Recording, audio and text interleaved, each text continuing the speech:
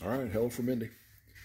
I'm going to do a follow-up video. You know, I had done a video about a year ago about speculating about AAQA on Chrysler engine blocks and maybe what it meant.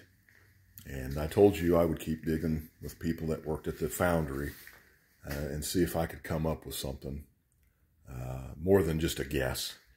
And, you know, I feel like I have. I've talked to some people, and I think we can put this to rest finally. And so what AAQA means, now, again, if someone can find something else out, let me know. But what AAQA means is, literally, it means Indianapolis Chrysler Foundry. If a part, and it's only on engine blocks, you're not going to see that on any other part. And it's just, that's what it means. It literally means Indianapolis Chrysler Foundry. This center section here is a 489. It's AAPW. I don't know where this was cast. It wasn't at Chrysler Indianapolis. It was at one of their other foundries. But that AAPW, that tells you where that was done. That's all that tells you. Sometimes you'll see cylinder heads, and they'll have a foundry coat on them. This set doesn't that I can see, but sometimes they do. That just tells you. And they don't always have to have it. This center section right here has AAPW.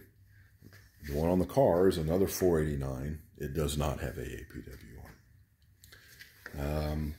This timing gear is out of a 440. And it's got the corporate mark. About half of them I ever take out of a 440 do, and half of them don't. Why? I don't know. I don't have any idea. But that's what it is. So that's all that means. I mean, end of the story. Sorry, it's not very exciting. Case closed. But, you know, that's probably just a layout, something for layout people or something. The layout guy was working on them, a design or something. Maybe they're doing it. And what I mean by that is, you know, for example, here's something that was delivered to Detroit Diesel. And it was from International Harvester in Wisconsin. And so the layout guys, this was to the layout department. The layout department would have engineers. If you remember in the 1980s, General Motors developed that V8 diesel engine for passenger cars and light trucks. And they had some trouble with that. And so they reached out to Detroit Diesel to help them. And so the whole engine was split up between people at Detroit Diesel. Some guys were working on manifolds. Guys were working on different parts, the layout engineers, to improve the design. And so this shipping card was just something I kept as a souvenir, that they were doing samples from International Harvester, sending them to Detroit Diesel Indianapolis on behalf of General Motors Powertrain for layout guys to improve. Specifically, in this case, it was exhaust manifolds.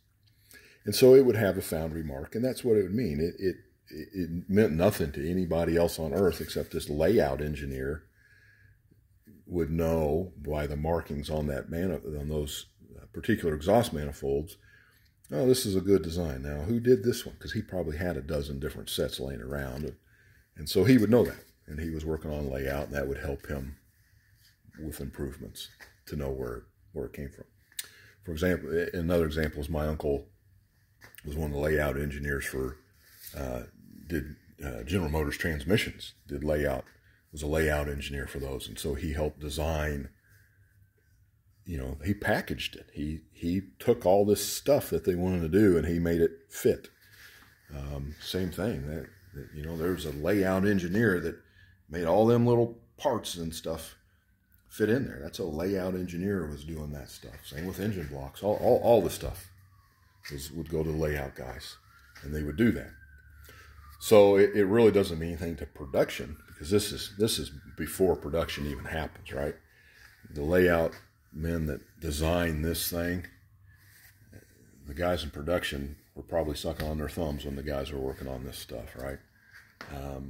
Has nothing to do with that. and it doesn't mean anything to them. It doesn't mean anything to production. So that's the same thing, AAQA. Why is it on some engines and not? I don't know. The 318 that was originally in this car was AAQA marked. You know, I don't know. I don't know why. There's 318s, 340s, 360s, you know, just all the different engines. Some had it, some didn't.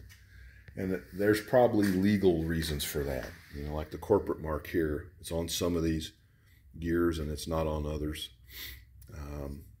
Another factor that can come into play, and now we're kind of off topic, but explain this to you, is at one time, I don't know what year this was, but it was probably early 2000s, 2010 at the latest.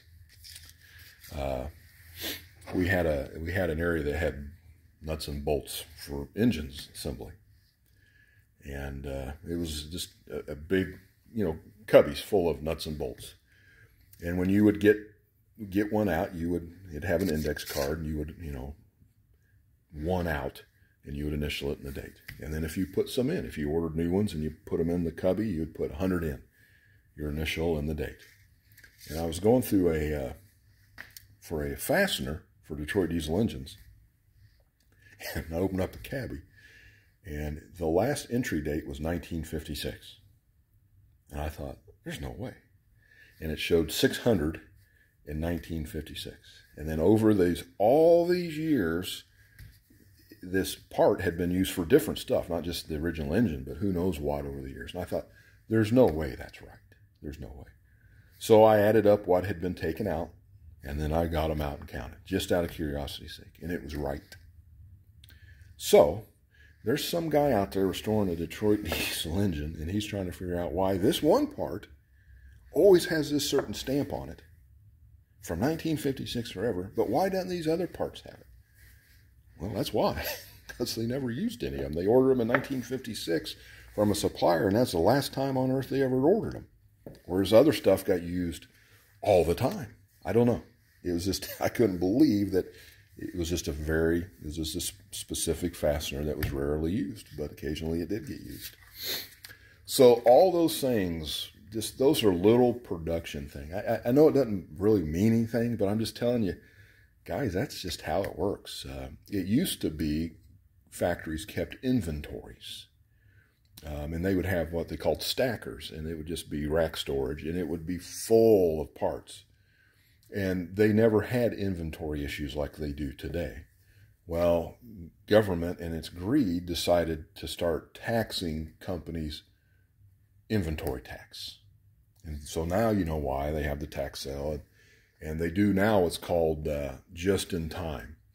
So if I'm you know, running a company and I'm using these parts to build something, this part here, I don't want any in inventory. I want this part to come in to the receiving dock, and then I'm going to send it right out to the assembly guy, and he's going to put it on the engine, and it's going to go out the door, and I'm not going to pay any inventory on that. That's how it works today, where years ago when I started, they would have 10,000 of these in stock. And that's why for years and years and years, you could go buy old car parts everywhere because people just had them. They ordered a bunch and would have them in inventory. You can't do that anymore. People don't inventory anymore. So these are all just things that add up, right?